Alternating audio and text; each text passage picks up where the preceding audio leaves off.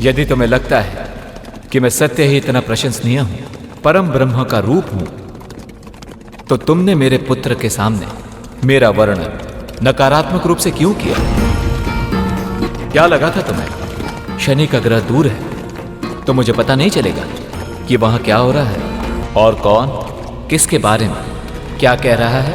परंतु सूर्यदेव, मैंने तो वही कहा था जो मुझे अपनी मां से पता चला था। और वो सत्य भी था। जो कुछ मैंने कहा और किया वो सब।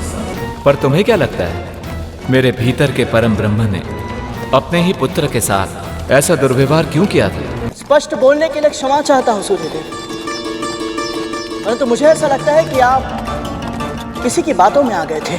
कौन है वो जिसने तुम्हारे अनुसार मुझे उकसाया था? किसकी चर्चा कर रहे हो तुम?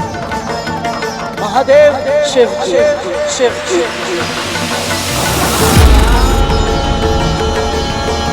क्या कहना चाहते हो तुम?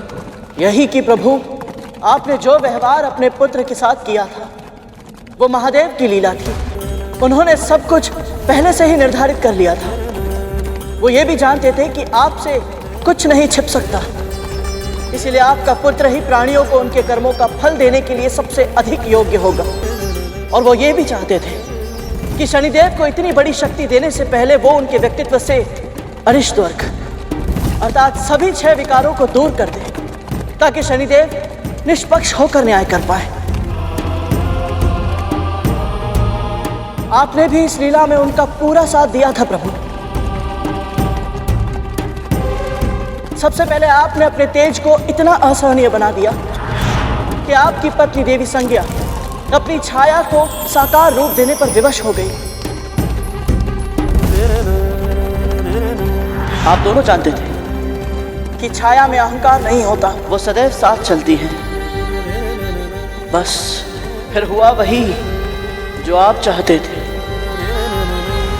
देवी छाया ने अपने गुण अपने पुत्र को भी दिए, इसीलिए शनिदेव में शक्ति तो बहुत है परंतु अहंकार तनिक भी नहीं। पहला लक्ष्य प्राप्त करने के बाद आपने देवी छाया और उनके पुत्र शनिदेव का तिरस्कार किया। उन्हें कम आयु में ही इतना अधिक क्रोध दिलाया कि उनके भीतर का ज्वालामुखी फट पड़ा।